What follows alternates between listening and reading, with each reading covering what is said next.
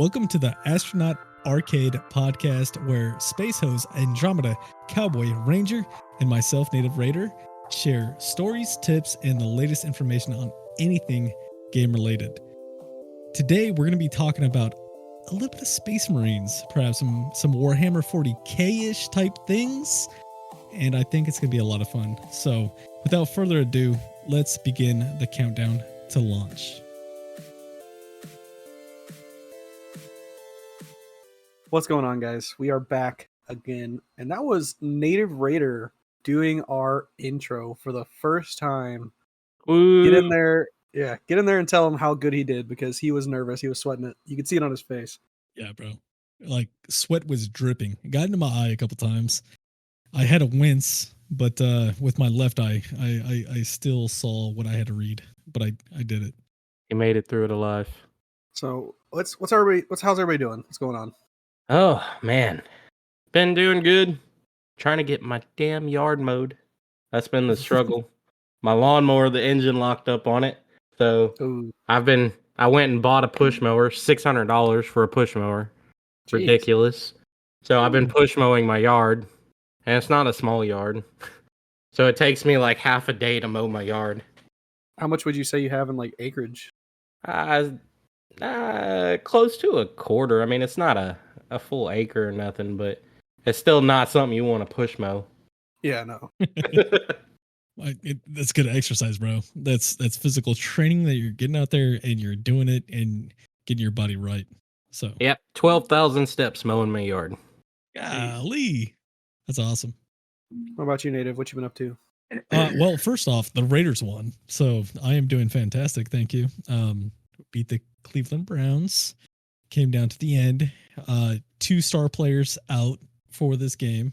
Devontae Adams, Max Crosby not playing, but they still came away with the win. But this is not, an episode about sports or nothing like that. Probably people don't want to hear that. Other than that, no, it's been good, man. I've been like really diving into other games, been enjoying time with the communities and just really having fun, to be honest. But yeah, I mean, upgraded my phone and the family's phones, so that's always exciting. I got me an iPad for the first time of my life. I now am a proud owner of an iPad. I bought my wife one about a year ago for our 20th, not marriage anniversary, but our togetherness anniversary. I don't know what you call that. Like when Relationship? I guess we kind of, that's the word. Yeah. Relationship versary. But yeah, I got her one a while back, iPad Pro something or another. I don't know. But I finally got me one, and now I'm so excited, man, to like just sit there and play with it.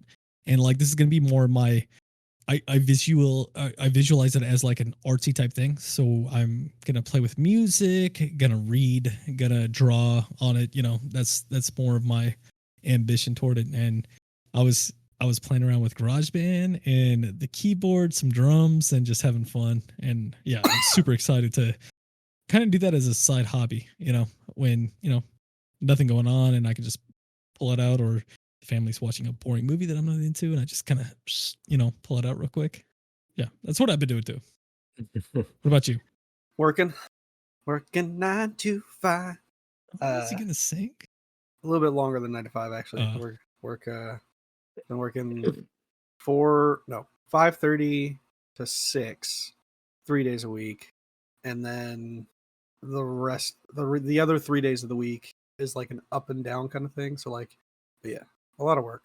Got a lot going on. Got my car. So my car, the transmission started going out on me, and like it's not wanting to shift into first gear, like up or down. So like, if I'm going from neutral into first, it'll take it a second and then it'll lurch into first gear. Then if I'm sitting at a stoplight, it sometimes shifts out of first gear down into neutral. And so, that's really hard when you're trying to push the gas pedal to go when light turns green. And then like when you're coming from second gear down into first gear, you can feel it kind of kick a little bit. So it's sticking on that first gear for some reason. It's not wanting to stay in first gear. So took it to a shop, and they said it could be cleaned. They could possibly pull it out and clean it, but that they would rather replace it just to make sure that it works. and they said that's going to be like between $3,000 and $5,000. Jeez. So that's money I don't have. So we took it out of the shop, and we're gonna try and clean it ourselves at home. Bring it down to your local mechanic specialist over here, Mr. Cowboy Dizzy. I don't know if it would make a 4-hour trip south. Try Taken it. care of. I'll get behind and I'll start pushing, bro. If you need me, I'll be there. Promise you. You're gonna fly in to ride for 4 hours, and then I'm gonna ride for fly in another to 4 hours. push. I'm Okay. flying in to push. Yeah, Just this. push. Yeah, 100%. I'm there, bro. I will carb intake the day prior to make sure I have enough calories in my system, ready to go. We'll push it right to Dizzy. Okay. So it's not a 4-hour trip anymore. It's a 32-hour trip now because we're just pushing it the whole way. Well, I'll meet y'all halfway for emotional support. Oh, okay. He's not even gonna fix it. He's gonna be just cheering on the sideline as we continue to push it to the shop. I'll be like Rocky's trainer riding in the car behind him while he's running down the road. Come on, Rack. I love it. But yeah, outside of that, just work. Hell yeah. What about gaming? What have you guys been doing in gaming? I finally got back into Power World. I mean, y'all both seen I finally get onto the Power World server. Got me a not a great base, just a simple, not simple, humble, or not so humble abode going on. And that's pretty much what I've been doing. I've played a couple hours. It is pretty awesome that being on the server now, my pals work 24/7. Yeah. I forgot. I didn't even think about that when I set it up. I'm like, okay, well, I'm gonna get off. I'll get back on to get them to do some work, or I'll turn it on. I get back on. I have 10,000 wood already and 10,000 stone, and I'm like, Jesus. And they're all starving and angry because you haven't been there for. I don't know. I made sure to 24 build. hours. I built like 6 berry plantations before I started, so I had like 9,000 eggs and 12,000 berries. I'm like, Jesus. Oh, Okay, Dizzy. so at least So they're eating. like, when there was like some server issues for the Xbox One that you were hitting me up about, and then refreshed it and like got it to work. I logged in just to make sure, right? And I haven't logged into that server in probably like a month. I'm sorry, Hot Death. I love you. I haven't logged into the Xbox server in a while, right? But I still had my structure, simple little wooden, 2-story, typical cottage type looking thing. My berry farm, my ranch, and stuff like that. And I was like, everybody's gonna be just dead or starving, right? Everybody was happy and they said excited to work or whatever the flavor text is for them. Everything was good, and like I looked in my box, or the feed box, and it was just maxed out with berries and eggs, and I was just like, nice, I like this. Okay, I'll see you guys in a month. Right, I'll be back there in a month. We'll figure something out then. That's when you like quickly level yourself up and you drop down a refrigerator so they can start putting the stuff in the refrigerator. Yeah, I should. Yeah.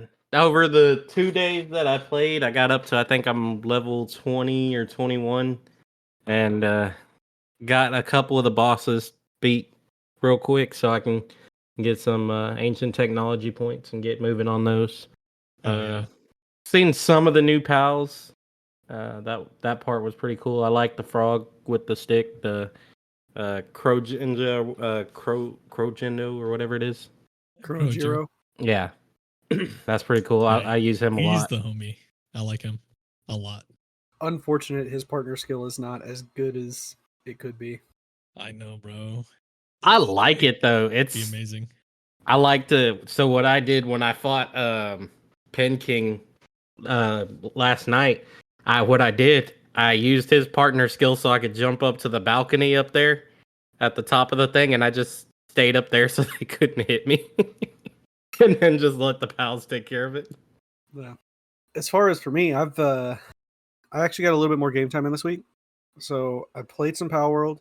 I initially got on with the intention of taking out the legendary bosses, legendary pals, and I realized I didn't have any tech points, and I didn't have my Frostallion saddle.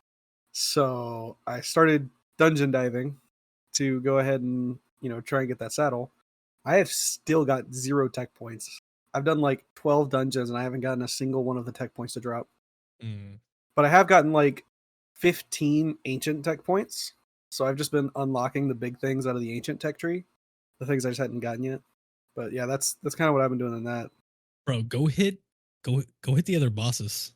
Go hit the other bosses. I think like Gumas drops like 5 or something like that. It's something dumb ridiculous. Super easy to kill. But you can one shot like Tech points? the little tech parts. Is it No, tech not points that you need? he needs the technology manuals. Oh, for the tree. Yeah. I thought you were talking yeah, about like to actually craft it, like the No, I've got plenty of those. Oh, okay. Gotcha. You're talking about the Civ parts. Civ parts, yes, sir. Yeah. Yeah, no, I need the actual tech tree points. Damn. Yeah, I went into 2 dungeons already, and I got a bunch of tech manuals on the first 2. I was like, Jesus. That's literally all I got out of both of those was just tech manuals, and I'm like, I don't even need you right now, but I'm gonna save you. It's not a bad thing to have. Nah, not at all. Yeah, I'm gonna say I know when I got to 50, and y'all know I haven't played in a long time, even though this isn't even the topic for this episode. When I first played, I got to 50. It was exciting because I think I've told y'all the story before, but I 100% of the game in the first 2 weeks, and it was a great challenge to do. I spent a lot of time, like I was on Power World, like I mean, of course I was off of work because I had surgery, so I had nothing else to do. So I just spent all my time on Power World and blazed through it and got every PAL, everything done. And it was once you get up there to 50 and you have stuff you're trying to unlock, you're like, man, it is a pain to try to get those tech points, especially when they don't just pop up like that so easily. You do like 10 dungeons and you get 1 and you're like, jeez. Yeah.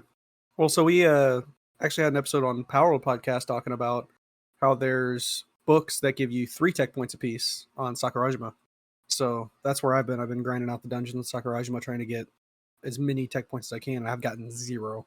Kind of sucks. Damn. That's the goal for this week, is to make my way over there, because I still have not seen it. I haven't experienced it yet. So that's my goal this week, is to get over there and experience that island for the first time. Yeah. It's a fun thing to experience. I recommend like walking through it and not flying over it. But outside of Power World, I did get a little bit more satisfactory game time in. And it's similar to Power World in the fact that when you're playing solo and you're not on a server, everything stops working when you're not logged in. So I basically logged on and sat there for like 30-40 minutes before I even did anything, just to let my materials build up. But I'm slowly getting there. But yeah, not very quick happening yet, but it's going. What about you, Native? What have you got anything new in gaming? I've been playing a lot of different games, man. I've really been enjoying like just expounding on different games. So I purchased Baldur's Gate 3 finally. Played that.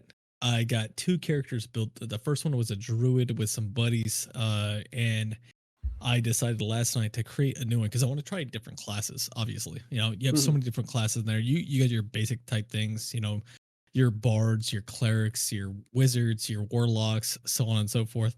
And I wanted to make a barbarian, right? And it takes me back to playing WoW, right?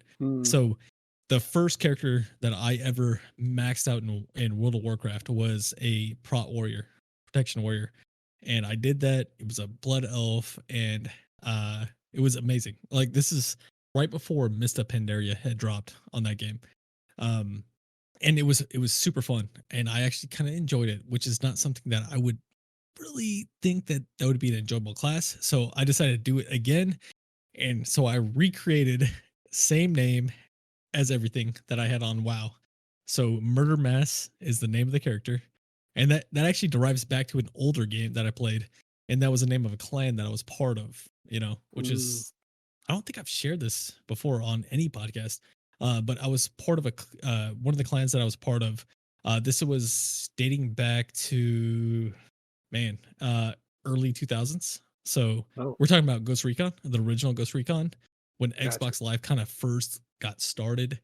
I had joined a clan after I was with a couple different clans, and we had tournaments and all that kind of good stuff before MLG or any of that was really like a big thing. And it was called Murder Mess, and I was Infamous was my gamer tag at the time. Everybody had MM. Do you remember back in the day when people would like change their gamer tags to slot it with what you're a part of? Yeah, mine used to be NE because I used to run NE gaming for a while. Hell yeah. What is any? What does that stand for? New Era. New Era. Okay. Yeah, I was with them for a while. I started from the bottom, worked my way up, and eventually ended up running things for my own thing. And now I have my D&D group. That's awesome. What about you, Ranger? Did you ever change your gamer tag or username or whatever it's called on Steam and stuff like that for like a clan or a team that you're a part of? I was a solo gamer before, like back in that time.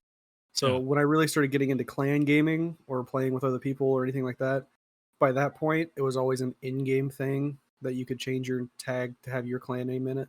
And at that point, as you guys are, I'm sure, very aware, you had to pay to change your gamer tag in most services by that point. So I was not willing to do that because I don't want to pay to change my name. If you want me in the clan, I'll be in the clan. If they don't want to advertise it, that's not on me. I'm not paying to change my name to be with you guys. Yeah, I think I don't remember if I had to pay. I'm pretty sure it was free back in those older days to become Infamous, which was Murder Mass Infamous, and Murder Mass was our clan. We did our thing. We hit, I think, the second in the competition of, it was called teamcompete.com at the time. But yeah, we did that kind of thing. Super fun. But that brings it all back to talking about the new game that I'm playing, which is Baldur's Gate 3. And I wanted to create another character, and I was like, oh, Murder Mass. Like I sat there and I was looking through like different names. I was searching Viking warrior names, in Google. I was like, let me see what they got. Let me see what they got. Nah, that doesn't fit. I made him look like Khal Drogo too from Game of Thrones, if you're familiar. But he's a dwarf, so he's obviously a lot smaller. But the blacked out eye, the same kind of hairstyle, like pretty dope. Yeah, so I ended up naming him Murder Mask because it was like, all right, I can't find nothing else. Let's just go with the classic that I had as a prot warrior in WoW, and I went with that. And I've been having a ton of fun, man. I can't wait to like play more. Like literally after this, I think some of the guys are on right now, and I'm gonna probably jump in, play a little bit before I go to sleep tonight. Yeah, I have Baldur's Gate 3. I haven't played it in a while, but I have a fighter barb that I run because I run a barbarian fighter barb in my D&D game that I'm in, and I love the fighters. A lot of people are like, "Oh, it's simple. You do the same thing over and over again." Nah, my character's wild.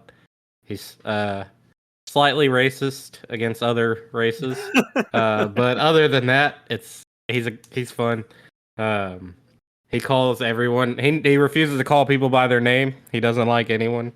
So it's great. I love playing it. I love getting into the characters, and I love Baldur's Gate because you can, see a more in-depth version and a more active version of like D&D and how it is. So that's a good game.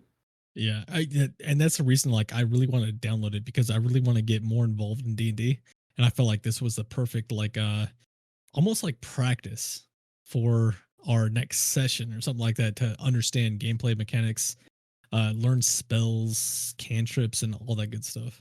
It does really help. Another cool thing, if you and your buddies are really keen on like learning D&D, I do in my D&D server, I do beginner campaigns, which is basically like we'll do of like 3 or 4 weeks of a campaign that like literally the whole point of the campaign is to teach you everything so that when you go on to your next campaign, you're just ready to run.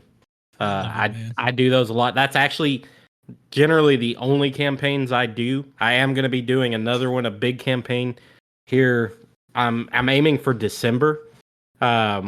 We've talked about it. I've talked to a couple people that want to be in it already, but it's going to be an expert level campaign. So it's like if you are not an expert at D&D, don't join this or you'll die. But Talk to me about that later. I'm interested. Yeah, it's gonna be fun. I spent a good 7 months writing this campaign. Like, it's not a book, it's nothing. I wrote this from scratch, and that's exciting. And then I've also been working. I don't know if either one of you have ever heard of Tailspire, but it's on Steam. It's a cool 3D building site. You have like little modules and you build like your 3D environment. So I've been working on doing a anime style dungeon crawl D&D campaign on there where you get your own little 3D miniature and you get to run around this actual map, this actual town that I built. It took me 2 months to build the town. It's got a port, it's got everything, and it's going to have a 100-level dungeon. And it was a lot of fun working on that. I think I got maybe 40 levels left to go on the dungeon, but I'm hoping to start that sometime early next year to open that up. That sounds very similar to Sword Art Online, like the idea behind it. That's what I've heard a lot. That is actually one of the inspirations with Sword Art Online. Another one was Don Macho, whatever I think is what it's called. It's the English. Is it wrong to pick up girls in a dungeon? Oh, I love that show. Yeah, that was the other inspiration for it. So I put those two together and then added Goblin Slayer into it. So it's like a 3 of those anime combined into a game. I made my own story. We have our own like clubs, guilds, everything. We have an underground fight arena. It's just gonna be a lot of fun. That sounds sick.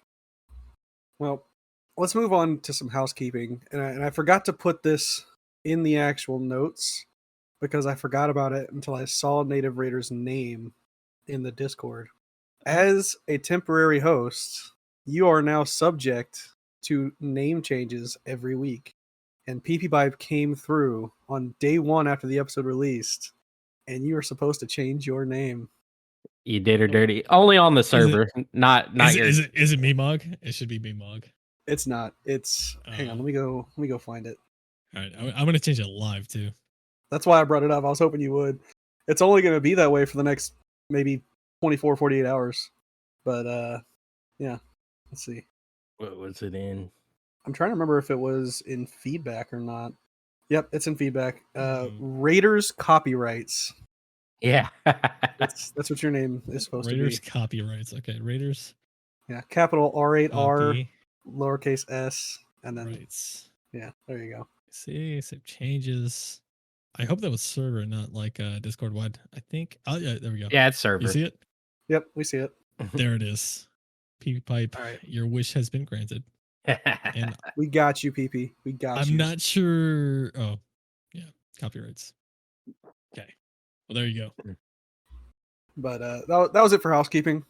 We haven't really done much with our Discord or anything outside of Discord, so we will definitely keep you guys updated. I'm sorry. I'm sorry, guys. I'll get to it eventually. Hey man, you're essentially working like 13 hours a day between your actual job and then doing school. So oh no, I'm full time with all these classes. I'm doing it about 5 hours a day of school. Because just class, bro, I got you. Just the videos alone that my accounting professor makes are like an hour to an hour and a half. So I got to watch those videos and then I have to take learning frameworks. I don't know why. I've already done 2 years of college, but I have to take it because that's required by this school. I don't know. But beyond that, I mean, I'm doing good in school. I got 99s in all my classes. So that's pretty good. It's just killing it, man. Keeping track of things. So what do you guys say we go ahead and move into our main topic? Let's do it. You sound a little scared there, Native. I mean, I'm not scared. Who's scared? I'm not scared. Me? Scared? No, of course not. I mean, it's not like he doesn't host 2 other podcasts and do this all the time. Raiders copyrights. This is what we do, baby.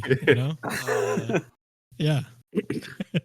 So we're gonna be talking about Space Marines 2, a Warhammer game, and I'm somewhat familiar with it. I mean, so I'll break it down a little bit. So I beat the campaign. The campaign was super dope, bro. Really enjoyed the lore behind it. Very good. Like cut scenes, everything like that. Like it really immerses you into the game, and I really enjoy that about a game. This, however, is not my typical type game. I've never liked third person type shooters or anything like that. So it was kind of I was like kind of like biting my tongue a little bit here and there. But then I got used to it a little bit more, started to get the mechanics down, and it's really fun, man. But I think it's also really fun because I had a good group of people around me, to help me, teach me, and also understand a bit of more of the back lore. Because apparently, I mean, this is Warhammer, right? Like, there's a ton of lore in this, Yeah. and I don't know nothing. I'm just jumping into the Space Marines games that I heard everybody talk about, and yeah. So there was really cool people that sat there and gave me backstory as I'm proceeding through missions and operations, and they're like, oh, you see that kind of tank, well, this is called this, and this is like responsible for this and that, and or these people, this group or this faction is kind of like this. They're not necessarily bad or good, like it was really cool. So I think if I didn't have that kind of people like kind of supporting me and like helping me understand it, I probably would have dipped out real quick in this game, to be honest. Yeah, I mean, for Warhammer, I mean, Warhammer's been around. The first Warhammer was out in 1983, I think. And then 40K was like 4 or 5 years after that, 87, 88. I think it's 87. So, Oh, wow. I mean, there's plenty of years. I mean, that's almost 40 years of lore to build. So, games like that I always love, I've looked at it. I do intend to get it one of these days because it does seem like something I'd be interested in playing. Yeah. I also would like to play. I don't really have that issue of third person shooters. I've never had a problem with playing those games. Like I've heard a lot of people talk about exactly what you said. Like if you're used to first person shooters, third person shooters are really hard transition. Yeah. And I've never had that issue. But strapped for money, so I can't even afford. I looked up today the projected for Monster Hunter Wilds because it's open for pre-order on Steam right now, and it's like $70 on pre-order. Like I don't have nearly $100 to just drop on a game. Y'all remember back in the day when a brand new PS2 game was $19.95? Bro. Dude. and our parents complained then because that was expensive. Yeah, bro. And then I don't know why they were complaining, because gas was like 98 cents, right? $1.50 at max. Like, why are you complaining? Let me get that game. And even not then, paying in gas. When Xbox came out and they started releasing games for that, games like the higher end games that had a lot of memory and like a lot of detail work on them were even then like $25. Yeah, games went from, hey, we're gonna charge you $20 for a game to, hey, we're gonna charge you $40 for a game to, hey, we're gonna charge you $80 for a game really fast over the past 10 years or so. Yeah, but then you also got to look at. I don't think it's just inflation. I really don't. I think it has to do a little bit with inflation, but also you got to look at the market, right? The gaming market, the number of gamers we had back then, 15 years ago. Sure. Oh yeah. Versus the number of gamers we have now. Like you can't look anywhere in your day-to-day life and find somebody who doesn't at least play a phone game. I mean, and that goes back to when we talked about Radiata Stories. I mean, at its time, Radiata Stories was a top-selling game, and it sold 450,000 copies. I mean, and that was in 2005, or that was a top-selling game. I mean, it's just crazy how now we're talking game copies in the hundreds of millions for some games. Like Call of Duty. Call of Duty is just we'll get to Call of Duty. I'm not gonna talk. I'm not going down that rabbit hole today. But Native, would you want to like expand on like how the overall experience that you had was? So like, the graphics, the how the story made you feel, the cinematics, that kind of stuff.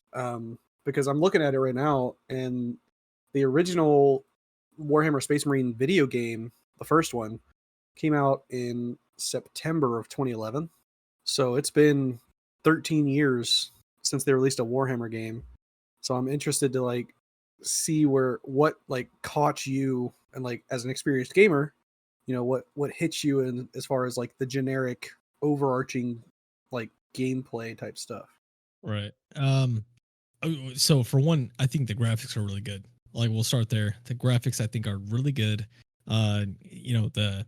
It's very chaotic, so to speak. Like you're there, you're fighting the enemy, and there's explosions kind of going off. You're causing explosions too, but there's a lot of things going on there. I think one of the cool things is that it really balances gunplay with melee play. I think that's one of the most intriguing factors of this game, because both of them are both very viable, and you have to kind of like balance what you do in situations. And then on top of it, you have parry mechanics, right? So you're gonna something like you have a swarm of these alien like monsters that are rushing at you. Then all of a sudden you might see a little like blue spark out of the corner, and if you hit the button at the right time to parry, it's gonna parry it, and it's gonna kind of introduce a like little mini cutscene of you just demolishing this thing, or possibly grabbing it by the head and throwing it to the rest of them. Like it's very cinematic in that point. Um, I gotta say that the story I think is really, really, really lucrative. I think this is really good. It made me want to like really dive into the lore of the Space Marines, and there's different factions that I really am still very naive to. There's different factions of the Space Marines that have like different sects, I guess you could say it.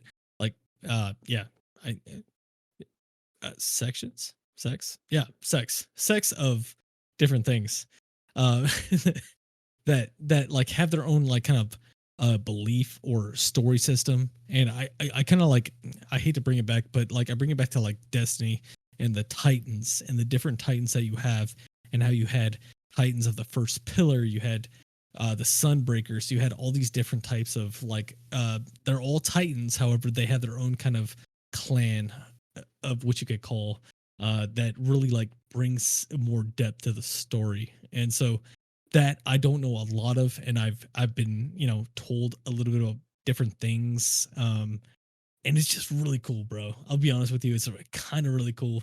And one of the most incredible things I would say about this game right now is that it's driving people to sit there and play the actual tabletop. Like so many people in the communities that I'm a part of have sat there and started like buying Warhammer figurines and painting them, you know, and doing their thing, like shout out to Kill a Monkey, like he's from GDC. He's also part of Blueberry Lounge. Like he shared a picture with me last night or a night ago, and he had one of the Space Marine like tanks, almost like an APC, right? But he had painted the whole thing. He's like one down. I think he said like 100 and something else to go. I was like, damn, okay, that's commitment. And then I've also heard the other story of like, I enjoyed painting all these things, and now it's time to try to figure out how to play this game, you know? So Yeah. like, I don't know, man. I think it's an incredible game. I'm really enjoying it, but yeah. I think there's gameplay loops into it, obviously, because you have like your main character that you spawn in with, and you go through the campaign, you beat the campaign, and then after that it's either one of two options. Like you either go, I think it's called operations, or you go eternal war. Eternal war is the PvE or PvP side, and then operations are get with your buddies, try to collect more things and level up your character. But the one thing I really do like about it is that your character doesn't transfer to either realms, right? So like you can't sit there and masterclass your way through PvE operations and then take that character and throw them straight in PvP. Like it's from ground zero on your PvP character. You have to actually level that character, and there's multiple classes that you can, try to figure out what you want. So it's like an actual defining line, like a defined cut there for like you are either a PvE player or a PvP player.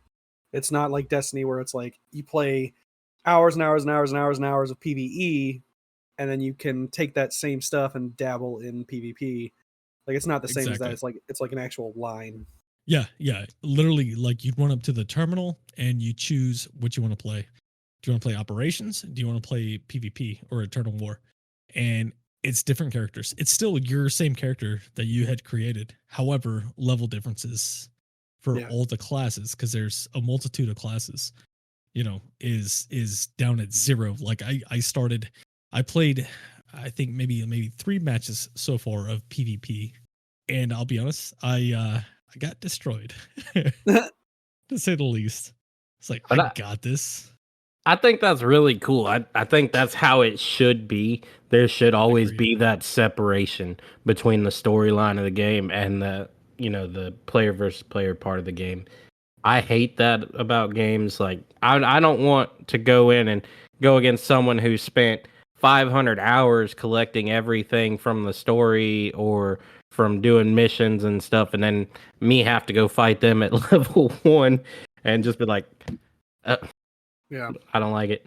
So, but I'm glad you brought up graphics, because I posted a picture of it in our resources channel for the host, resources, and it does. It look. I mean, it's clean graphics. Kind of has that Gears of War kind of vibe with like the bloody scene and all that. I really like that. And I like that even in that still, because it is an image, it's a still, you can tell like it was taken during motion. Mm-hmm. Like there was active motion going on, but it still looks clean. Like there is a little bit of blur on that monster's head from where they were moving, but you can still like see defining features and like a lot of clarity to that image, even though they were moving in a still. But that brings up something that I really wanted to talk about after looking at that picture. When we look at games from the 1990s, even the late 1990s, when PlayStation was putting out games, look at those first PS1 games, and then look at the graphics jump when we hit the 2000 mark, 1999, 2000. Like I said, like I've talked about before, with Final Fantasy X bringing in true 3D graphics that we have today.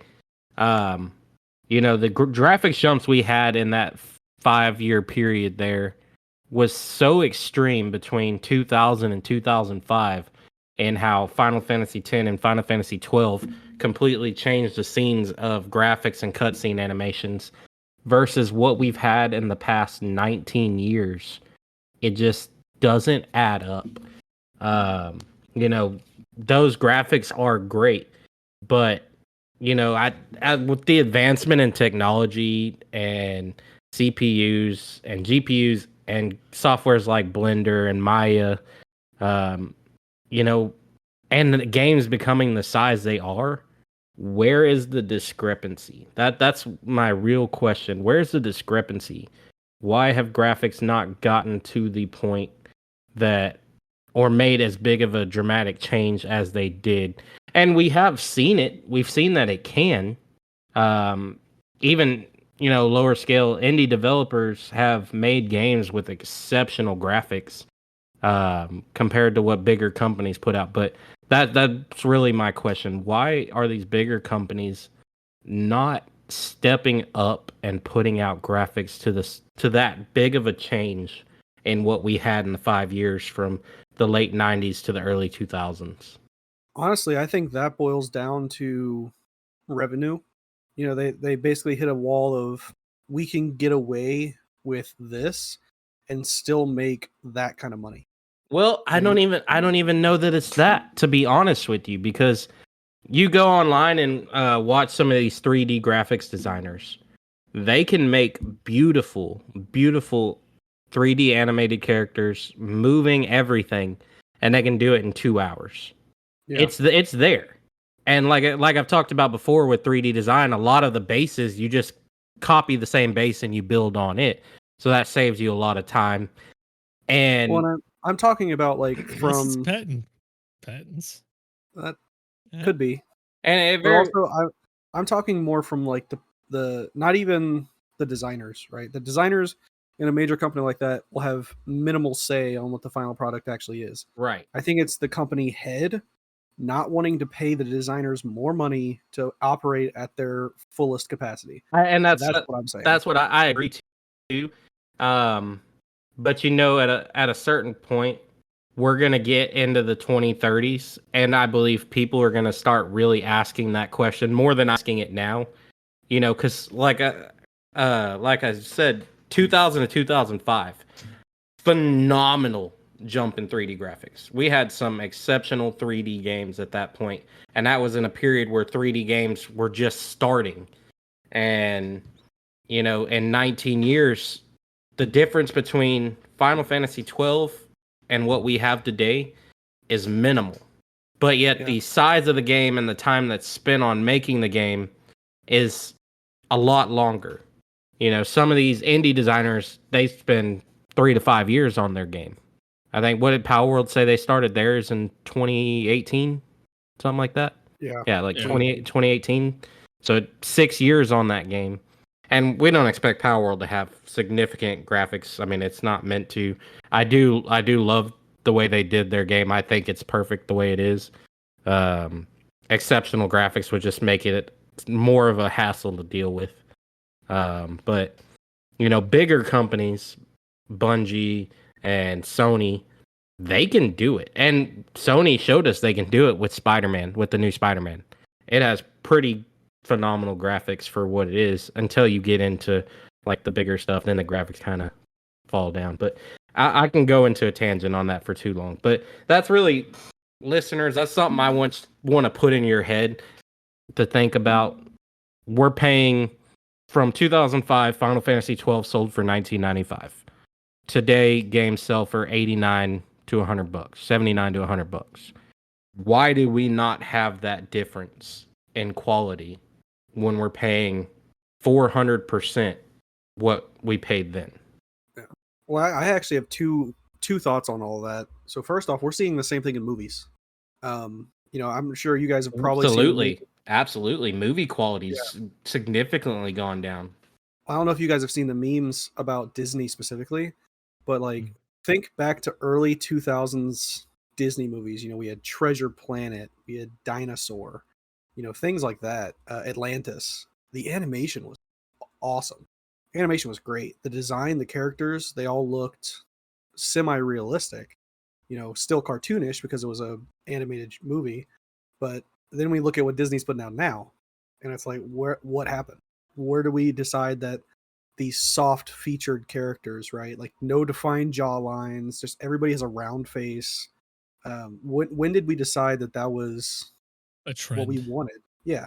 Like I felt like it's like more trendy to go with a certain animation style or something like that. Yeah. Like they lean into that. They probably are looking at, I think, like a lot of social media, what's popping, and then like, let's focus into this.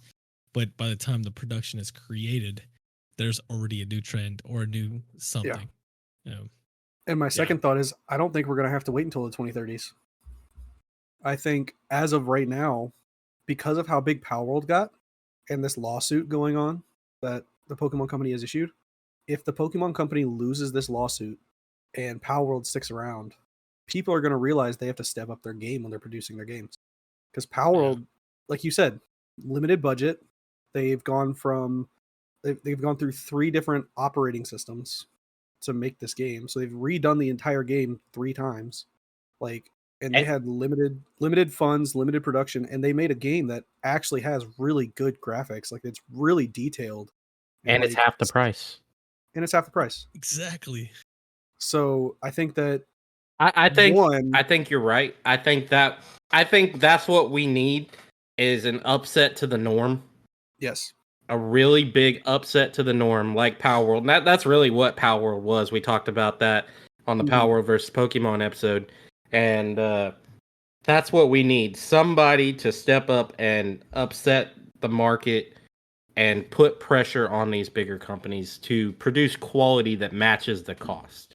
Right. Because like when the Agreed. next Pokemon game comes out and it's the same graphics as the previous Pokemon game and it's 60 to 70 bucks for this one game and then you're going to have to pay for DLC later and you're sitting there and Power World's still around because they didn't lose this lawsuit. You're like, why am I going to go buy that game for 80 bucks when I can just sit here and play Power World? It looks twice as good. It has a better gameplay loop. It has prolonged playability. So I think that's, like, you're right. Like, it is causing an upset in the gaming world right now. And Nintendo is trying to nip it in the bud. Nintendo is trying to say, you're wrong. We're not doing this. We are not progressing. We are going to stay the same and continue to collect our paycheck. So if and when Power World wins, I think that will be the jump start for everybody to say, okay, now we got to take a step forward. Agreed. I think it's the little guy taking on the big guy, and if it succeeds, then we can see that there is obviously there's something there for other developers to look at and be like, okay, it's an aspiration. It's almost a motivation factor. Like they're getting inspired, I think, perhaps by the win of the lawsuit to sit there and allow this to happen. Yeah. I think so. I think you hit the nail on the head right there. If they do win, it is going to bring out more indie developers putting out games that they may be afraid of getting sued for. And sorry, we just watched Raider eat a win. It was hilarious. They're gonna super hot. I was trying to hold it in, man. They were sorry, guys. They will push these indie developers to get creative and without the fear of getting sued by bigger companies for these inspirational trademark and copyright infringements that, I mean, have already been reviewed by attorneys over the past few years, or even just since Power World came out. So many attorneys have spoken out about this on where the limit of liability actually is on this and where any overlap actually is. Do I think Pokemon has a case? No. It just depends on how good Power World's attorney is and how well they can argue. Because, I mean, like we discussed, a lot of Pokemon characters are copyright infringements as far as that's concerned, if they want to argue that. I mean, so yeah. We'll get into more on the Pokemon legal team on a different episode. Yes. But we've gone down this rabbit hole a little far. Coming let's soon. Come back around to the topic, Space Marines. So I actually want to ask you guys. I'm gonna read. So neither of you guys have played Space Marines, correct? No. Nope. Okay, so I'm gonna read out the classes in Space Marines. I just want to. I'm gonna just read the name of the class, and you guys tell me which one that perhaps you vibe with the most. Okay. Are we gonna do all at once or one at a time? We'll take turns, and Cowboys first. I mean, I'm talking about the classes. I'm talking about the classes. Are we gonna read through all of the classes first, or are we gonna break each class down? No, I'm gonna just read the name of the class, just the name, to see what you guys vibe with. Okay, so first one is Assault, and then you have Bulwark, you have Heavy, you have Sniper, you have Tactical, and you have Vanguard. Which one, Dizzy, are you choosing? Blind, off shelf, what are you going with? I'm going with Assault because that's how we vibe here. All right. What about you? I'm the pew pew boy in the back. I'm the Sniper all the way. Gotta have my hunter feels down in my heart, staying in the shadows and just taking people out. Well, for one, hunters are gross, but I'll accept it. So I'm gonna tell both you guys your default loadouts, and I'm gonna give you guys an opportunity to switch. Okay, once you hear your default loadouts. So Dizzy, you said Assault, correct? Yes, sir. All right. So your default loadout is Heavy Bolt Pistol and Thunderhammer. Oh yeah, I'm staying. I'm staying. Give me a pistol. Give me a pistol. I'm good. I've told Ranger before. I don't think I've told you, but one of the cool things I did was the Halo on Legendary with using a pistol only. That was a self-imposed challenge that I did, and all the levels of Halo with pistol only. But I enjoyed it so much. So yeah, give me a pistol. Give me that hammer. I'm good. All right. Right down his lane. For you, Mr. Ranger, you picked sniper. Your default loadout is bolt sniper rifle, bolt pistol, and a combat knife. Would you like to stay with your class or switch? I like it. Yeah. All right. Yeah, All I'm right. staying. My reasoning for that is, in my opinion, as far as sniper rifles go, and this is something that I really loved, and I think I mentioned it to you, Native, at one point. The No Land Beyond. Mm. It was a sniper rifle in Destiny 1 that had no scope, but it was also bolt action. So it would shoot, and it would have a little bit of a reload time between bullets. And it was more or less an animation. There were still bullets in the chamber, right? But you know how Destiny is about their animations and stuff. Yeah. So you had to take a second between shots. The reason I enjoy that so much is because I like to adjust my aim based on movement. So one skill that I have that I developed back in early Call of Duty, like Modern Warfare 1 Call of Duty, is I have a good skill for leading. I can lead people really well with my shots. I don't know if you saw it or if you've seen it or if you paid really much attention, Native, when we were playing Destiny. I would lead people with a bow, and I would be able to get good shots with a bow because of where they were trapped. So I enjoy the forced second of pause with a bolt action, simply because, especially in PvP type aspects, right? Somebody is not going to move like an AI in a straight line. So if you lead that person and they decide to turn around, but you have that forced slowdown animation, you're not going to unwillingly shoot where they're going to be before they turn, because you have that animation to stop you. Right. So I really enjoy that because it allows for me, at least in my head, my game awareness, it allows for the player character to transition between trying to weave out of the way and then get back to a straighter, narrow line for where they're aiming to go. And then, if somebody gets in close, you just slip a knife between the ribs and you move on to the next guy. I mean, come on. Yeah. I like it. Now I'm gonna switch it up on you guys. So you guys pick your classes. Assault for Ranger, or I'm sorry, Sniper for Ranger, Assault for Dizzy. Now I'm gonna read their special equipment. Right. This is kind of like their super, if you will. Right. Okay. But I'm gonna read it out of order. You guys are not gonna know, and I'm not gonna say anything else about it. Just tell me which one that you like the most. Okay. So first one, we're gonna go with special equipment, right? Like I said, like the super, a grapple launcher, okay, Auspex scan, camouflage cloak, iron halo, storm shield, and jump pack. I like the camo cloak. Okay, camo cloak. Give me the jump pack. I want to get in the action. Kind of crazy. This is kind of crazy because you guys both picked your same classes. With There you assault go. and sniper. Yeah. That's actually no. Yeah. So assault has jump pack and sniper has camo cloak. So damn. Okay. So you guys are well invested. You guys know what you want to play. And I think you should start a character pretty soon. And of these ones, assault, bulwark, heavy, sniper, tactical, vanguard, which one do you think that I would play out of curiosity? Tactical. I think Vanguard. Wrong and wrong. I think I actually know the answer because I was watching you stream a couple of times. Yeah. Okay. But What you got? I would have assumed you would play tactical. I'm pretty sure you said bulwark is what you were playing. Yes, sir. Bulwark. So it's just you have a pistol, you have a sword, and a shield, and you just go in, bro.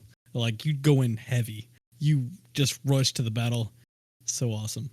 Yeah, that's what I meant. I was assuming, yeah. Of course. Yeah, you know. You heard Vanguard and you were like, he wants to be in the front. and you didn't take into account the front might not be the vanguard. which is kind of crazy as far as that naming scheme, because Vanguard is the front. Yeah. The Vanguards were my very first army battalion that I was part of. We were 118 infantry Vanguards. I was always first to fight, kind of thing. So first to fight. Yeah. I was sitting here thinking about an argument for like if they had a scout class, because technically the scouts go in front and the back. So but they always retreat. But they don't fight. Yeah, they don't fight first. They retreat, not, bro. Yeah. Like legit, like our Cav Scouts, they go out, they observe some things, kinda, maybe, you're hoping. And then they come back with some intel. And then here we go. Infantry pushes. Regardless of that, are you guys down to play some Space Marines too? At some point, yeah. All right, load it up. Well, we're gonna change over to a live episode of us playing games. There it is. We should still do that. I like that as an idea. Like, we get a game that we all enjoy or we want to try out. Even better, one that we want to try out, something that none of us has ever played before.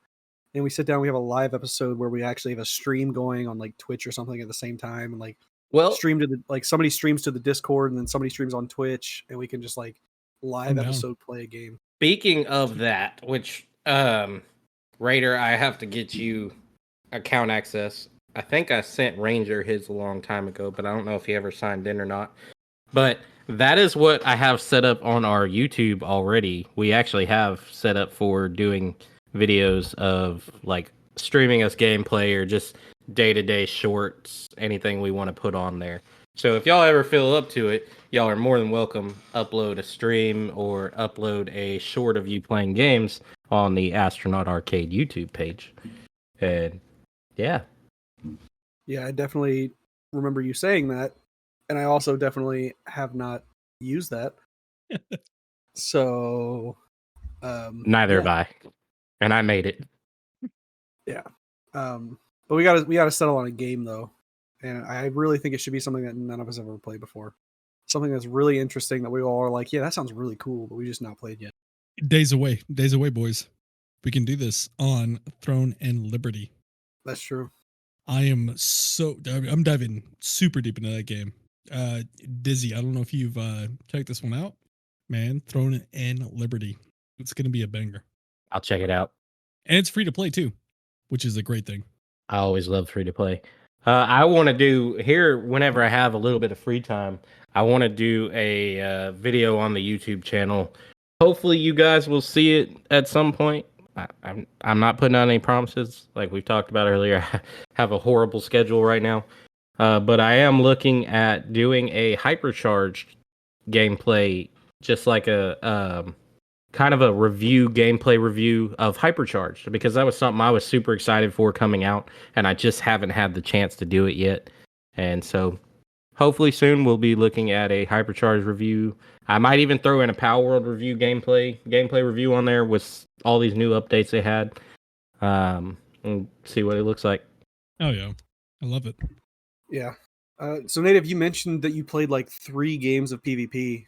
How did you feel about the PvP experience in those 3 games on Space Marines? It's different, man. It's not your typical, fast moving, more, I guess, like a reaction time type thing.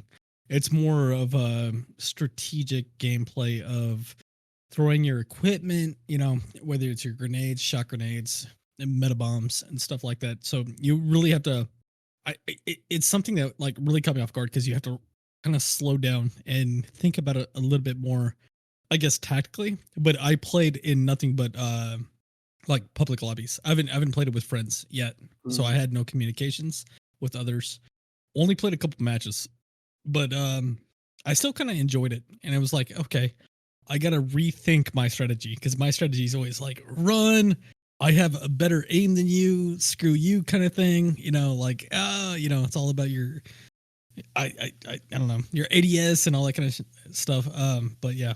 Titan brain. Yes. Yeah, absolutely. Take a bite out of a crayon, charge forward. Yeah. We coming in.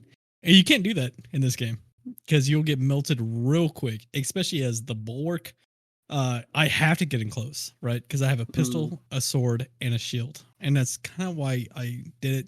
And once you get in close, bro, you're done. I got you. You know, like it's easy money. But it's like trying to advance to that position or be tactical about how you're moving your routes or utilizing, you know, your teammates to sit there and give you cover or something like that to try to like really I guess like get your advantage on the approach. So it's good. I like it, but it is definitely not like a I guess a Call of Duty mindset of, you know, just you know, aiming type ability. Like it takes a little bit more brain focus. I can see like PvP from what you're describing it as. I can see it being really crucial to have like your quote unquote fire team, right? And have like a really balanced group of people. So like honestly, the classes that we chose makes us a really good fighting group because Oh like yeah. Dizzy is kind of the mid-rangey, bouncing from cover to cover and like laying down cover fire. You're the in your face like approach, and then I'm the background that's like picking people off and like giving out like effectively coordinates and orders and stuff like, hey, so they're moving this direction. Native, you get ahead of them. Cowboy, you flank behind them, and I'll sit back here and I'll parry them a little bit so they have to be in cover, and I'll let you guys know where the cover is and stuff like that. Yeah. Like seems very balanced. Now I've never actually played, so that might not be a good actual team, but it sounds theoretic. I see it playing very well, to be honest. Yeah. So I The think that the only Go ahead. thing you have to worry about in that strategy is Cowboy actually following instructions. You are a cowboy for a reason, bro. Yeah. You live your own life and you do your own thing, and I love it. Absolutely. I'll do my best to keep you both from dying, but other than that, I can't make any guarantees.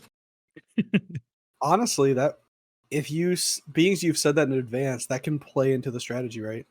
Like say, hey, native, they're going this way, because I've played with native on multiple different games at this point, and after talking to you in person, you're kind of the same way. You're kind of a loose cannon. Like you'll go with it if it's not in a bad way. I'm You very know, tactical, sir.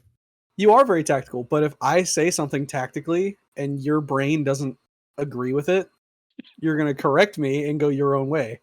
That's fair. Yeah. Yeah. That's fair. So like, if that goes into the gameplay loop of, me seeing overview and calling out shots, but you're on the ground, you're right there in the thing. You're like, no, that's not how it is. It's more like this. We need to fix the tactic. And Cowboy's like, how about Leroy Jenkins, and just runs in and just starts throwing grenades and like shooting bullets everywhere. Bro, that gets me hype. That's exactly how it would be, and I would probably say Leroy Jenkins on the way in. I'm not gonna lie. Bro, if you say that, I am right behind you every step of the way. That is Depending I love it. depending on how much alcohol I've had in this gameplay situation, I'll just be like, fuck it. I'll charge in behind you guys with my sniper rifle in hand and just start chest pumping people with a sniper rifle. Quick scopes, let's get it. Oh man. I mean, it does sound like a cool game, and the graphics do look awesome. I think it'll probably be one of my next games. But you can't do me like Andrew and say, "Hey, let's play this game together," and then never play. Which game was that? Was that a Stardew? I think it was Stardew.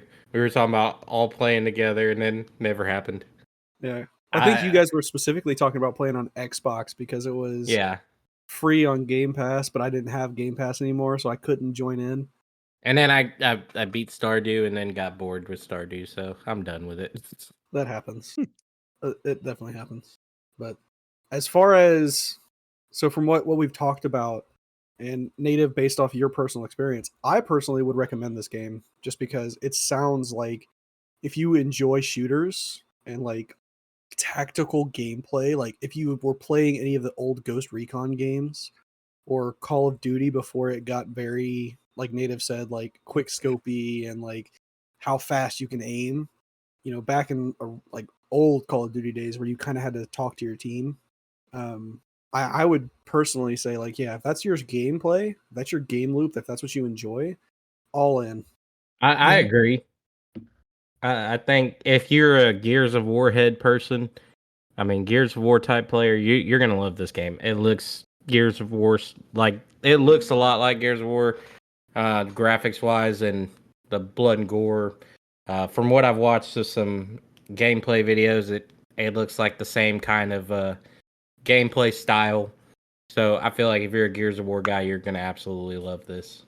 Yeah, I mean, I would agree. I've never played Gears of War.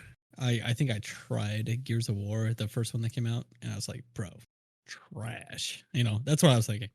But that's just me because I wasn't a fan of the, I'm a running gun type of player, and that kind of worried me about getting into, this game, watching other people's from the community like streaming. I was like, okay, it could be fun, but in the end, I jumped into it. It was new for me because, like I said, I don't play really these third person type shooters, and I liked it. So I would absolutely recommend people to give it a try, give it a go, and even just like for something into the storyline. If you were ever curious about Warhammer, you know, or the lore or anything like that, like it does have amazing cutscenes and lore that is in it that just really kind of makes you like want to kind of like dive a little bit deeper into that. And that's what I've seen across communities with people that have really dived into this game, including myself. Like I kind of want to like learn more about like these different legions that they have. I kind of want to learn more about what's going on in this world.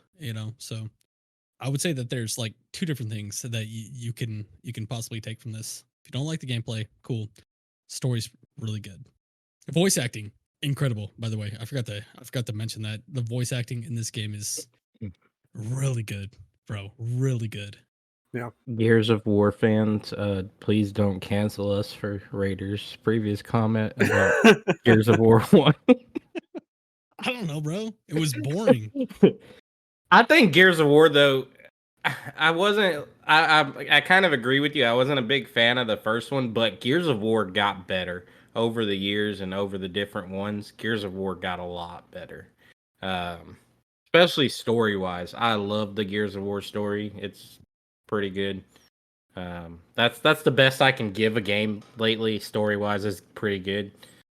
You're not gonna have a story like they had back in the 2000s. I mean, early 2000s video games had crazy, phenomenal stories. They went all out with their stories. They didn't care how their game looked. They wanted a good story. So, I mean, best I can offer is pretty good. But I agree. Buy it. Yeah. I think as far as Warhammer in general, I had this thought earlier when you were talking about people wanting to get into the actual tabletop version and stuff like that. But do you guys know how long a general Warhammer tournament lasts for? Have you guys ever talked to anybody about it or seen it?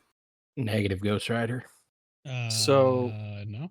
So a Warhammer tournament takes 3 days to complete because each individual game in a tournament style can last up to 5 hours. I think you're given a 5-hour time limit. Lame. Yeah, Lame. I'm not playing a game for 3 days. Not gonna happen. Not playing a tournament for 3 days. I got stuff to do. I gotta mow my grass. It'll grow in 3 days. Usually, from what I've seen, it's like, Friday night you have the first round, and you have a 5-hour time limit. It never actually really goes to time. It only goes to, like in the first round. It usually goes, if my memory is correct, like 2 hours in the first round, and then you call it a day, right? So there's only ever really 3 rounds, but or 3 to 5 rounds, but it's like Friday night, Saturday morning, Saturday afternoon, Sunday morning, Sunday night, and that obviously is dependent on the number of players you have. But like, it's a lot of, so like they actually have measuring tape, like construction crews would have like a measuring tape, and they have to measure things on the board to move their units, and then they have to roll dice to deal their damage and specifically pull units out and like move tactically. And then if somebody does something and they're like, judge, the judge has to come over and break down what's going on and learn what's been happening in the game to be like, is this an appropriate situation for this? But yeah, it takes like anywhere from 2 to 5 hours for one game. I rechecked my statement. It's not lame, bro. I'm down. Who's ready? Let's go. Let's do this. I still think I won't do it. I would probably intentionally lose so I could go home and go to sleep. Sorry, guys. I'm out. Well, let's go ahead and move into news and updates real quick. I don't have anything written down, but we do have a little bit. So, first off, we are aware of the Power World Pokemon lawsuit, as we've mentioned it already a little bit. What? And What happened? yeah, you didn't know about that? And we're going to do a different take on it here probably next week. And just giving you guys a heads up because, you know, a lot of the people in this Discord currently are members of the Power World podcast as well. But for those of you who are not, and you don't listen to the Power World podcast, we are talking about it, and we do know about it. If you guys want to hear an initial breakdown of findings of myself and N8iv R8r, you guys can go listen to Power World podcast.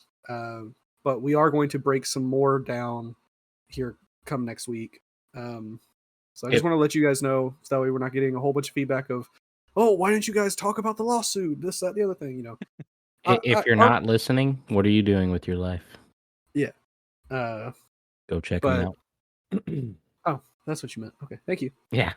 But yeah, so we're gonna do that. So PlayStation had their State of the Play come out this last week, and let's see, I gotta go find it because I don't Discord like I should Discord. All right, so yeah, PlayStation had their State of the Play, and we do have links to that in our gaming news section if you guys are interested in seeing that. They had also a Gran Turismo World Series Round 3 post up on the blog. So for you guys that don't know, we do have quite a few different blogs and, you know, announcement things and stuff like that linked to our Discord. So they automatically post in our Discord as soon as they post elsewhere. So if you guys are interested in PlayStation State of the Play, like if you're a PS4 or PS5 gamer, you want to know what's coming out, you guys can go look at that. We've got that link in our Discord. And if you are not in our Discord, you should really come join our Discord. We like talking to you guys. Well, I do. Cowboy kind of likes to sit there and lurk, but, you know. I'm the background guy. I watch y'all. But if there's any games y'all like, I'm on a lot of official Discords. So if there are any games out there that any of our members like, anything like that, or anything y'all want updates on, just message me. I'll add them to the list so that we always have an update for you on what you want to read. Just let me know. I'm happy to. If I'm not on their Discord, I will find a way to get there. Just don't ask me on there anymore. That doesn't surprise me. I don't know why that doesn't surprise me. So, what do you think? How many questions should we do today for our questions portion? Let's just do one. Just all one? of them. Oh, okay. Only one? I mean, we can do 2, or we can do 20. I mean, I don't care. Well, we've only got 4, and Hot Death is kind of. I didn't know which questions were. I forgot which ones we've already done. How about 4? Let's do 4. How's that sound, guys? 4? Because the Raiders won by 4 today against the Cleveland Browns. Oh. I just feel like it's a lucky number. Yeah. Yeah. Okay. Yeah. Okay. There's something in the woodworks in the universe, if you will. Well, just to let everybody know. Texans won by 4 too, didn't they? Oh wow! Apparently it's a good number today. Yeah. See. But just so everybody knows out there listening, that means our questions are going to be empty. So we need anybody and everybody to drop in there and put some questions in there. Get it in. Yeah, Texans did win by 4. You guys and your sports ball. And that's our number for today. 4. Your number 4. 1, 2, 3, 4. 4 is the number. 4 bats. Count chocolate. Chocolate. Yeah, there it is. Let's go. We're old. I know. All right, I'll go ahead and take the first one. OG Noob for Life, aka Hot Death. Question: what came first, chicken or the egg? Oh, this is the one I said we shouldn't do because this was going to go down a rabbit hole. I want to take this first because I've actually had this argument so many times. So I'm going to try not to rabbit hole this. If I start rabbit holing, I need y'all to stop me. So, Cowboy, you're doing too much. You need to hang on. Right. You need to stop. I am going to say it depends on how you look at it. So we are not going to bring anything else into this. We're just going to look. We talk about astronauts here, so we're going to talk about just the scientific way. Please don't come at me. Don't come at me. Like it. Don't come at me. So scientifically, if we think about evolution, the creature that laid the egg where the DNA evolved would then become the chicken.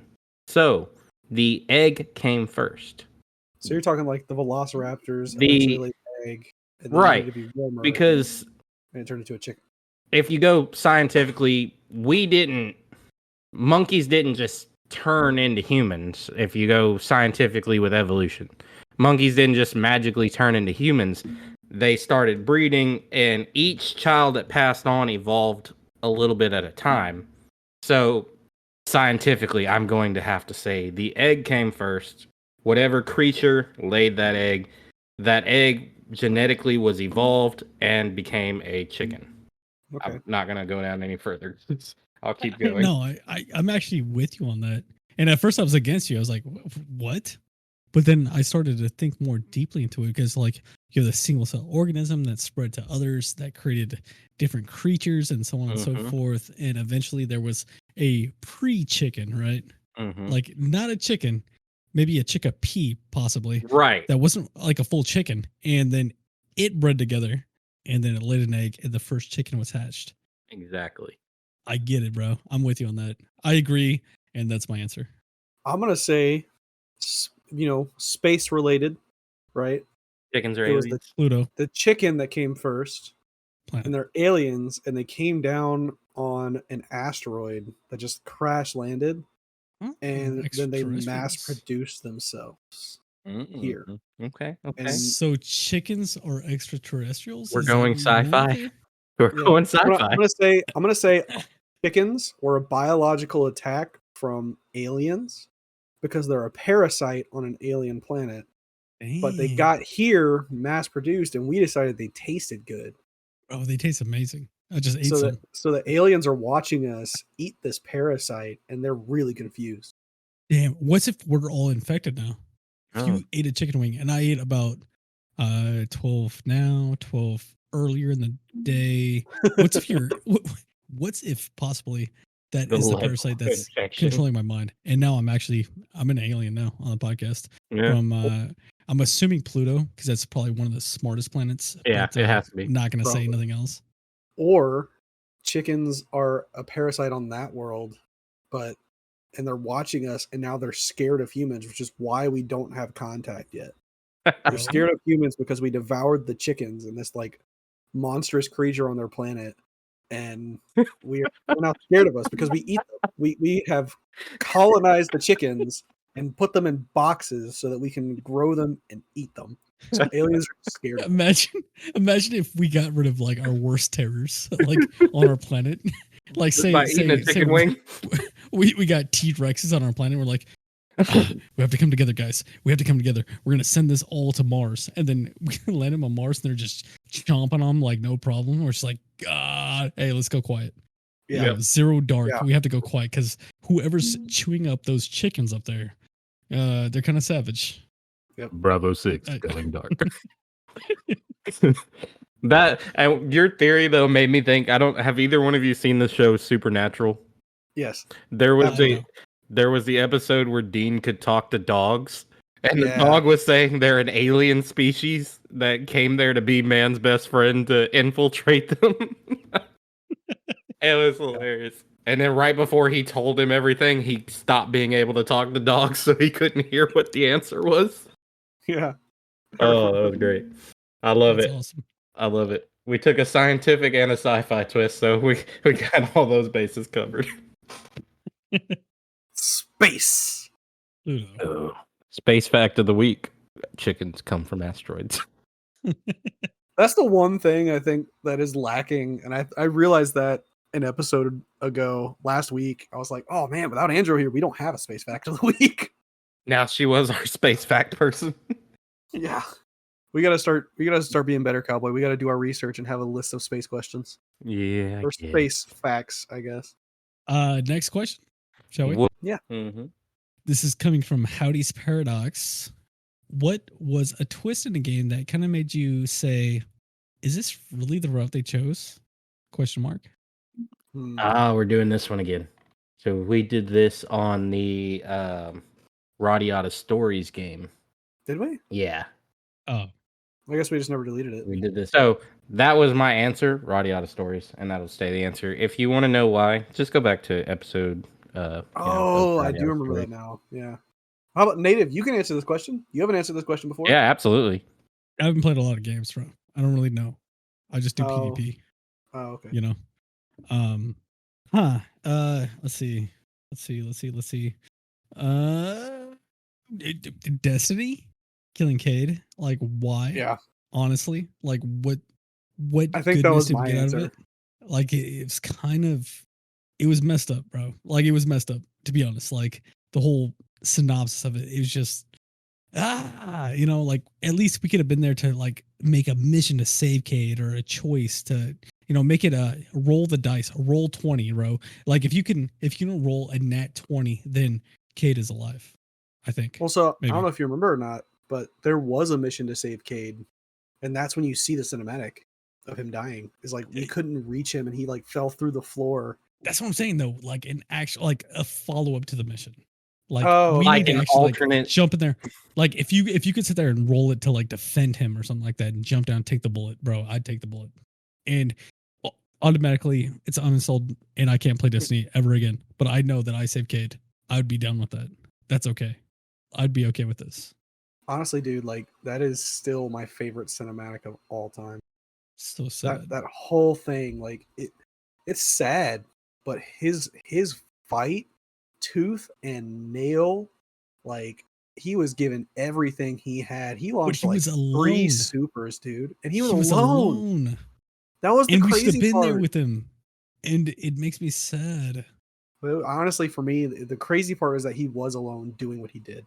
Yeah. Like that. No, he went out in a blaze of glory for Yeah. sure. And like, can you imagine if like Zavala had the same kind of a story ending? Don't say this. Like- I'm gonna cry. Like he would be, and with Zavala's background story that we got, he would be like defending the tower, and his last ditch effort would be to create a Titan bubble the size of the whole tower, and just drop it down and protect everybody and save everything. That would be the thing. Man, I don't know. But I think Shaxx could come in and save the day too at the same time. Like if Shaxx dropped down, bro. Him and Saladin drop down, just full Titan beast mode. Things would be amazing. Dude, imagine like a combined loss there. Saladin and like Shaxx go in and Bro, like Titans of the first pillar. Like the Titans of the first pillar, right? Like there's Shaxx, there's Lord Saladin, and then there's Native Raider, right? So if we dropped in, got him. Let's go. It the took me a Titans of the second. first I had to hear what you said, and I was like, wait a second, that's not right. That's definitely right. Read your lore, guys. End of the show. Read your lore. Oh, Mhm. but no, like I would love if this is the route they decide to go with their Destiny 3, right? Yeah. I would love a cinematic like fight to the death from the old Vanguard, right? Cade's Yeah. already gone, but like Ikora and I spaced on his name. Zavala. Ikora and Zavala, like they hear about something to go save Cade and bring Cade back, right? They can go and get his memory chip from his exo and bring him back to life, right? Like that's the mission. And they get there and like the gods descend, like the worm gods descend to keep this from happening, and they are fighting tooth and nail. Like you see Zavala throw up a little shield wall, and then Ikora throws some solar grenades over his shoulders, and like they're just fighting this like to save one of their best friends in the world. And next thing you know, Zavala's last ditch effort places down the bubble, and Ikora is like looks at him and is like, "Goodbye, my friend," and like jumps up and like Storm Lord warlocks out and goes in just zapping everybody, and then like her ghost gets shot out of the sky, and then she takes like a hail of bullets and is just gone.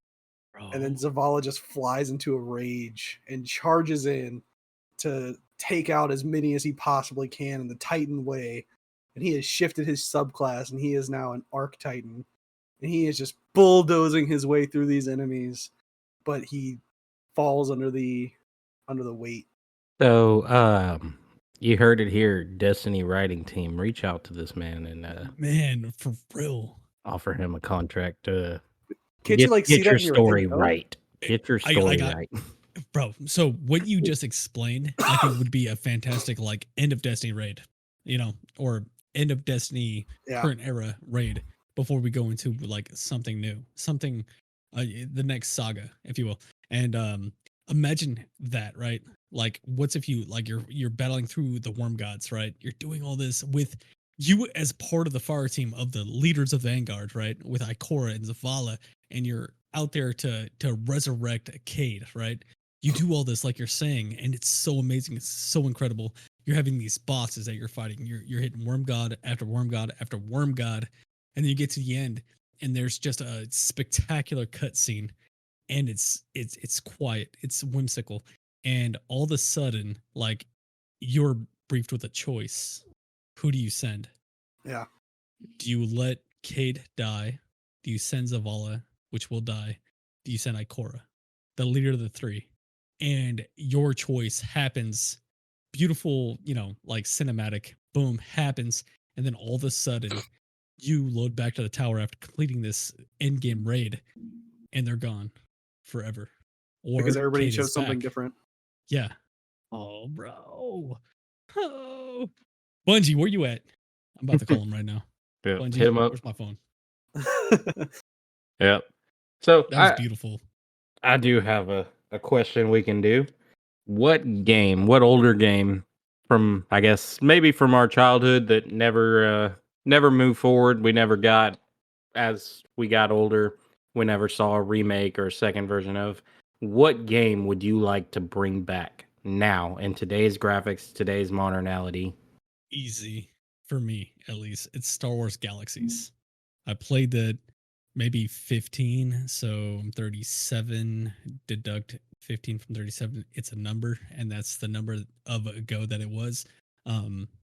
Yeah, Star Wars Galaxy was incredible, bro. Like it was so ahead of its time. Completely open world. Like you load onto a planet. There was no other loading scene. You load onto a planet and you can go literally around this world on your speeder bike, right? Completely around the world, however you wanted. Completely sandbox. Like it was so incredible. And there was like factions. Obviously, you could pick Imperial, or you can pick the Rebels, or you can stay neutral, depending on you. There was 26 different classes that you can pick from, and they all were viable in some sort of set way. Like you could be a doctor, right? A master doc that could heal people in battle, give buffs and things like that. You could be an entertainer or a musician or a dancer that would sit there and charge you credits, like right, galaxy credits or whatever, that will sit there in a cantina and play their instrument or dance. And you go watch them for X amount of minutes and you get a buff. And the only way that you got the buff is if they focused on you, and they would only focus on you after you like gave them their money, you know, like, hey, I'm charging 10,000 credits for a buff, you know. So there'd be a line outside the cantina to get these buffs to go take on different things. You know, there were splicers that could change your weapons around and make, quote unquote, they were basically drug dealers. Let's call them what they are. They were drug dealers. They can make Viserion brandy. They give you buffs. Like it was just in all, obviously all the combat classes as well. But yeah, Star Wars Galaxy, they did the Jump to Lightspeed expansion too that took you into the skies. So now you're building a ship, you're flying around open, like flying in combative type situations with an aerial like type thing. It was so amazing. And then they destroyed the game. Sony destroyed the game because then all of a sudden you could be a Jedi off bat because that was a big thing. Everybody was trying to focus on trying to become a Jedi, you know, and that was the hardest thing to do in the game. Everybody wanted to do it because like becoming a Jedi and reaching Jedi Knight or Sith, depending on what your thing was. I was obviously Red, bro. Like I go Jedi all day, you know. I don't like the red, you know. So you sit there and you do that, and I'm telling you, they were so powerful once you attained that. But it took so much RNG and dedication to the game to become that. Like it was incredible. It was so much freaking fun. And before they had changed it, I had finally become a Padawan or an initiate. I became an initiate, and they changed it to where you could just start off as a Jedi. And I was like, well, that's enough of this shit, you know. Yep. So good. You ruined it for me. So good. What about you, Ranger? The game I would bring back. I'm trying to think back to games that I played that didn't get a sequel. You know, like I said earlier, I was a solo gamer for the longest time, and a lot of the games I was playing were like AAA titles because I wasn't really into the indie market. So in a lot of AAA titles, either getting re-ups like this year, next year, or they had series. You know, like Call of Duty has a series; it's still concurrent, ongoing. Doesn't make it good anymore, but Yeah, you know, that's for sure. I don't know, man. That's a hard question. I think if I wanted to bring a game back, I want to bring back Destiny 1. So here's my logic for it, right? Yes, we have Destiny 2. It's not the same game. Like even when Destiny 2 launched, it was not the same game. It had its differences, and yeah, there's a lot of them that were upgrades to an extent. But even now, with the subclass 3.0, I think it is native. Is that right? Yeah. Yep. They're going back to effectively what D1 was. Because in Destiny 1, you had your class tree, and you had a certain number of points you could allocate and mix and match your whole class. And that was how you figured out your different playstyles, right? You picked different things and you got that. But I think that the gameplay in Destiny 1 was just a lot more fun, like in general. I do like that. I do like that, you know, it did move forward and tried to move in the future, but I think that they lost a lot from Destiny 1 to Destiny 2 to current Destiny 2. I hope that answers your question fairly. I hope I'm not cheating. No, that answers it. For me, and this is one of the most fun games I played as a kid, growing up on PlayStation 1. Final Fantasy. No, Final Fantasy has never ended. I don't think Final Fantasy is ever gonna end. Again, it goes back to it doesn't mean it's good. I'm not a big fan of the newer games myself. I think 13 I lost interest in, and I played 15, but it was okay. But for me, and this should be happening, following the coattails of the new TV show that was extremely successful, we need a remake of Twisted Metal or Twisted Metal Black. Give me that. You just put out a successful TV show, you rebuilt your fan base. Give me a new Twisted Metal Black or Twisted Metal. Native, you guys were talking about that on BBL, weren't you? Yeah, bro. Just like literally recently. So, oh my god, yes. I love Twisted Metal. So good, bro. I think it was your question on BBL. No? No, maybe. Mistaken. No, only one We person answered got my him. question. Oh, okay. BBL is not the best one to go for questions unless you voicemail and text, but I'm not trying to broadcast that. Twisted Metal, man. That was absolutely one of my favorite games of all time too.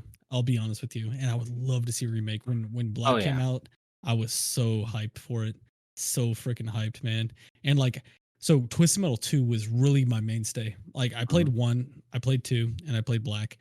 And what I loved about Twisted Metal was sitting there and fighting through basically a campaign, almost like I guess it would be almost like similar to like what'd you call it? Like maybe like a Mortal Kombat like tiered structure to where you just keep going up to the next fight, Mhm. next fight, next fight, next fight. But then when you get to the end and you have Calypso, right? Calypso was the mainstay, the guy that ran the tournament kind of thing, grant you a wish because everybody was in some kind of dire need of something, right? Mhm. And he would grant you your wish, but it was always twisted in a certain sense. And it made you want to like play through every character just to see that end cutscene, to Oh see yeah, what happened. So good, bro. so good. And like I was just saying, they had their new show. Um, Anthony Mackie was incredible in this show. He played his character perfectly. It was great. It was hilarious. I loved watching it. It's already renewed for its second season. I think it didn't even finish before it got renewed for its second season. So, you know, you have it. Like I just said, you rebuild your audience, put that back out there. We need it. We want it. We're asking for it. I will call you myself if I can find your number. Make the game. Hell yeah. I haven't watched the show. Have you watched the show? They're Mr. Arlen or Rollowin? At the risk of being told I'm no longer allowed to be a host on this podcast, I've never played Twisted Metal, so I don't have any care about the show. Oh man, just watch the show. Watch the show. It's hilarious. It's funny. It's everything about the show is worth watching, and it ties in the characters really well. And I don't want to go into anything else without spoiling because it's like I said, you will enjoy it if you watch it. I mean, there's car chase, there's car fights, there's guns, there's everything you want from I haven't Twisted watched the Metal. show. Who does Anthony Mackie play? He played. Forgot the name. Axel? No, I think Axel's it's gonna something be like in that. season. Axel's reported to be in season 2. Oh, so there's So, just like minimal characters. Like it's not so, the full cast. yeah. Da. Where can I find it to watch it? It's on Peacock. Okay. Mm, Oh, so he plays John Doe. John Doe. hmm I don't remember that character. I don't think Or is he just like a he's just like an add-on to it. okay? So it's not one of the main characters you can No, select. so it introduces his sister, who is a character, at the very end of it, which is not really spoiling anything. But you do get to meet Sweet Tooth. Oh, Sweet Tooth is that's cool. played by Jason Momoa, and he's voiced by Will Arnett. Jason Momoa, Sweet Tooth. I mean, not Jason. Interesting. Samoa Joe. Samoa Joe. Sorry, not Jason. Oh, okay, Momoa. I was about to say. Samoa Joe. Hmm. A picture of Jason Momoa was on there. But yeah, it's got a lot of good actors. Stephanie Beatrix from Brooklyn Nine-Nine, Neve Campbell, Will Arnett does the voicing. Thomas Hayden Church is in there. So yeah, and I don't think Calypso showed his face in the show, but you do hear his voice at one point. So Okay. it is What gonna was be. your main playing Twist Metal 2 or Black or 1? Oh, What was your favorite? Axel all the way. Axel or Sweet Tooth. Axel. I played Damn, Axel a Axel's a lot. popular one. Yeah, Axel or Sweet Tooth, because I love Sweet Tooth's rockets. The way everything happens, it's just awesome. Yeah. So, and Will Arnett does great at voicing Sweet Tooth in this show. He has that funny and deranged personality that just makes him perfect for it. So, and then you got Samoa Joe, who's gigantic. So, I like that, man. I was Spectre or Mr. Grimm. That was my go-tos. so next season is supposed to be. So this season was just introducing some of the characters. Next season is supposed to be the tournament. Ah, okay. So- So like a prelude, almost a Mhm. prelude season. Yeah, Nice. Ranger, you have to check out some Twisted Metal, bro. Like you it's, definitely have to check out Twisted Metal. so freaking fun, man. Like think of like just vehicle combat twisted and fun. Think of Mario Kart without the race gone wild. Yeah. Mario Kart for mature audiences. Yeah. Perhaps. Sounds like what was that movie? The prisoners, Death Race. Death Race. Yeah, Yeah, it's Sounds like like Death Race. Never seen it. I'll look into it. So we have our astronaut of the week. We have gone with Mia, aka Lilac.ghost in our Discord. Mia has been a steadfast member throughout our time skip, like one of the only people to constantly be trying to talk to people in the Discord and like saying, "Hey, what's going on?" And she really stuck it out with us. So Yeah, Mia, she's been with us since the beginning. yeah, since episode 1, I think. I think Mhm. she came in right after episode 1 went out. So congratulations. Yeah, I think this and- is her yeah. second astronaut of the week. I think so. Yeah, Let's But- go, Mia. yeah. When this episode comes out, you will be changed to astronaut of the week, and you will have those name changing powers. Please use them wisely On Ranger. on everybody. Oh, sorry. Did you already forget our housekeeping where you forgot to change your name? Mine's already changed, bro. He changed Raiders it. copyrights. Let's go. And then we have our streamer of the week, Ashumu, also a recent member to our Discord, but we are in talks about having them on the show to, as a guest for a topic. And I know them in real life, but they've been streaming off and on for the last couple of years. They have tried to get a following and never really got big, so that's why they fall off every so often. But Let's get great him content there. creator. Yeah, great Let's content get him creator. there. So go give her a follow. Check out some of her older content. As far as I'm aware, she streams on Twitch.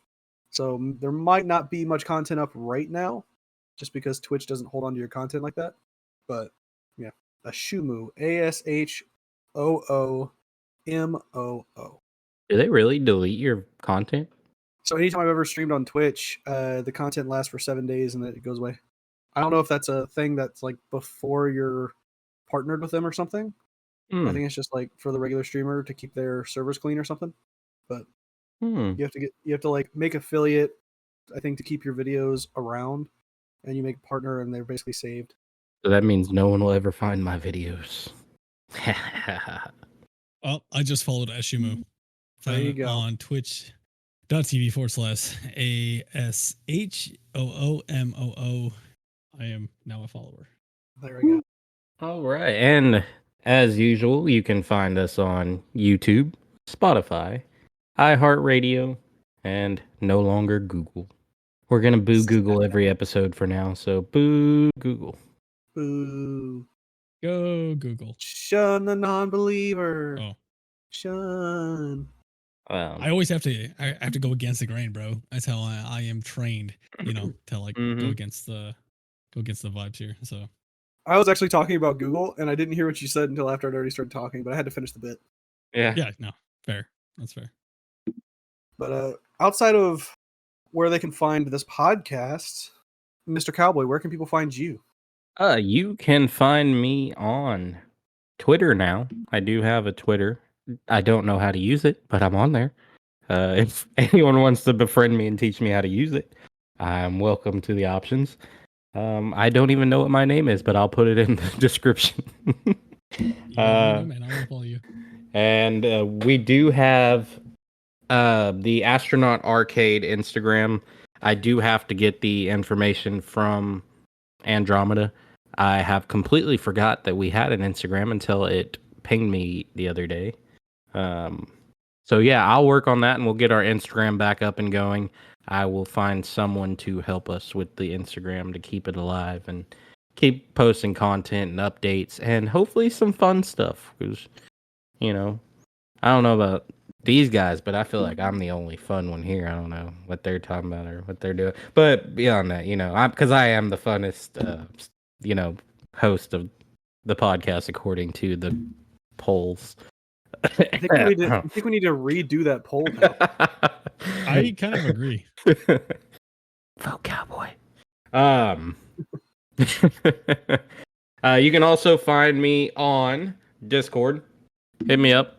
Cowboy Dizzy. I am Cowboy Dizzy. I am the only Cowboy Dizzy, and I have always been Cowboy Dizzy. So you should be able to find me with ease. And if you're interested in Discord, hit me up or check out Purgatory Lost Gaming, where we host D&D games and campaigns and also gaming events on a regular basis. That's it for me, guys. Mr. N8iv, Yes, sir. where are all of your spaces located? Twitch, Twitter, and YouTube at N8iv N8iv R8r. Find me in this Discord with the Astronaut Arcade. You can find me in the Blueberry Lounge, aka BBL. I know it's kind of a weird, thing, but anyways, you can find me there as well, and of course the Power World Podcast Discord. What You guys about yourself? You guys can find me right here in the Astronaut Arcade Podcast, the Astronaut Arcade Podcast Discord. You can find me on the Power World Podcast and the Power World Podcast Discord. You can find me on a singular episode of the Blueberry Lounge podcast and in the Blueberry Lounge Discord. You guys can also find me every once in a while on Twitch when my schedule decides to allow me time to game that's more than 30 minutes in a day. You can find me at ARALUEN Ranger01. And on interesting news, I have decided once the Astronaut Arcade Discord hits 100 members, you will get a cowboy face reveal. Hey, So let's get it there. I want to see it, bro, because I'm pretty sure this is Brad Pitt. If we Like, ever I'm not good hit with voices, but I'm thinking. If we ever hit 200 members, you will get Cowboy singing a country song, recorded and posted on the Singing. YouTube. So I might have to invite you to another podcast. We'll talk later. Well, if he's on that podcast for that segment that I know what you're talking about, he needs to sing an opera song. Has to. No, I retired from opera like 12 years ago. Got to get those vocal stretches in, bro. Opera singer, bro. Yeah, Let's go. I majored in vocal performance and performed opera. Even performed at the Wortham Center in Houston. Where you been hiding this guy there, Ranger? You been keeping your back right here, like that? Wait, right here. Come I've been now. here every episode, every week. I've been hiding him. Hey, not every episode. I lied. I was missing for one episode. Speaking of quote unquote singing berries, I do have to give you guys, and it's only coming here to Astronaut Arcade, but it'll probably be out before this episode gets out. But we did have a special guest that joined us, that I think we all know, that did a little bit of singing as well on Blueberry Lounge. His name is Beef. Oh, Beef. Yeah. And that's going to be published probably tomorrow. Should have been today, but the Raiders won, so I'm celebrating with my fantastic friends here. I will definitely hear it when it comes out. Hell yeah. Dude, I listened to Blueberry Lounge and then Astronaut and PWP like in the first 3 days of the week. And the rest of the week I listen to random stuff that I find podcast-wise. Fair. But, well, thank you all out there for showing up and hanging out with us. And we really appreciate all you guys who come back every week, because we know there's a handful of y'all, and it really makes us happy to know that we do have consistent group of people who just like hearing the things we're talking about. We enjoy talking about it, and we enjoy getting to share it with you guys. So absolutely, yes, sir. Native, am I supposed to do the closing too? I did the intro. You got to do the closing too. All right, podcast voice type thing. Here we go. Thank you for listening to the Astronaut Arcade Podcast, where we take one small step for man and one giant leap for gamer kind. And remember, Pluto is a planet. 100%.